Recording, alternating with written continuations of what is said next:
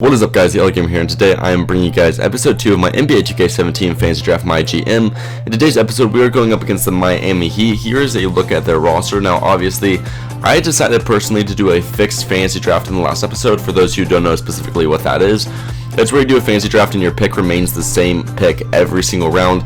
It wasn't even really the ideal thing for me to do. It just ended up happening on accident because I accidentally clicked fixed. I didn't go back to fix, and I kind of liked the idea once I did it.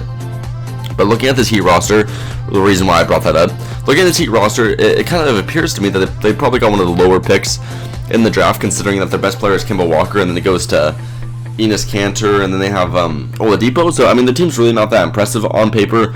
We should quite noticeably be the better team.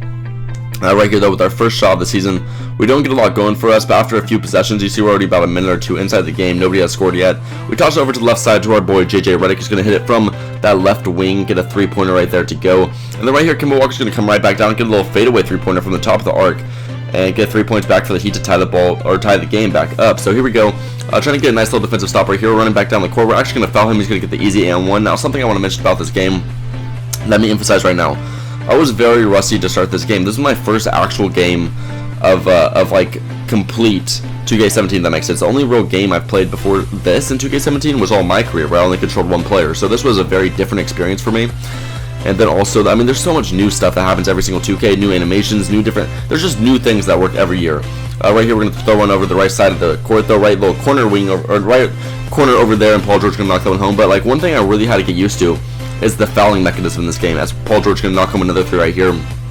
And primarily what I noticed is that they call a lot of fouls in this game, so I really had to be a lot more lenient on the defensive end. We put the Miami Heat, or we were actually putting we put the Heat in the bonus like 2 minutes in the first quarter. Like, I literally had like 5 fouls within 2 minutes, and I didn't know how to stop it. It was just what was going on. And then right here, they're going to get a 4-point play.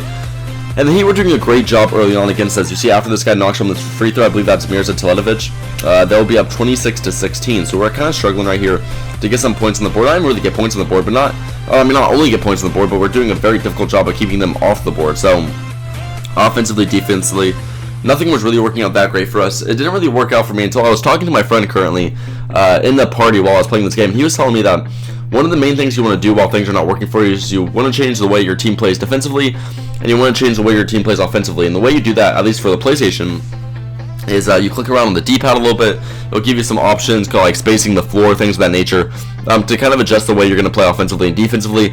And the main thing I did is I chose to space the floor to give my shooters more room to shoot the ball, obviously, and that worked out really good for me. Obviously, I'm more of a shooting team. JJ Redick, Paul George, I want to put those guys in isolation situations where they can create some space for themselves and possibly get some big shots from behind the three-point line. Obviously, it seemed to work out for us because just a second ago we were down by 10 points, maybe more, and right now we are up by 3, and make that up by 6. Throwing into the right corner right here, we're going to knock him another 3, and we're going to be up 41-35. So we're doing a phenomenal job right here coming back down. Then DeMar Carroll's going to get a dunk of his own, putting us up by 8 points right here. But after a few scores from them, we're only up by 3.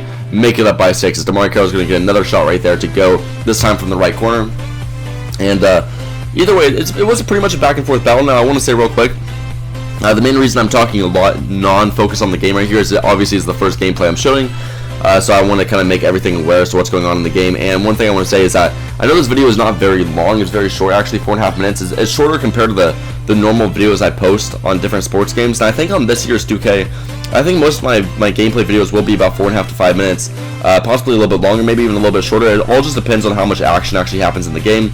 Obviously, this being opening day, it's a very important game, but the truth is, there wasn't a lot of action that actually occurred in this game, so I just didn't feel a need to show every single little bucket that happened. I just felt like showing kind of the primary shots that really affected the game. And I think you guys got an idea of what happened. Either way, we walked out here after a nice little stretch in the fourth quarter to come out with a 67-57 victory against the Miami Heat in the opening day. So here's a quick little look at the box score, and we're going to start off 1-0. So if you guys enjoyed, please click that like button below. Make sure to comment your opinion of the series. What I can do to make it more interesting in the comment section below. Tell me what you think about my team, what you think about this commentary, just all of it. I would love to see what you guys are saying. I would love to respond to it. And lastly, subscribe if you haven't already. Stay tuned to this series and other series I got going on my channel. Thank you guys so much for watching, and I'll see you guys in the next episode. Peace out.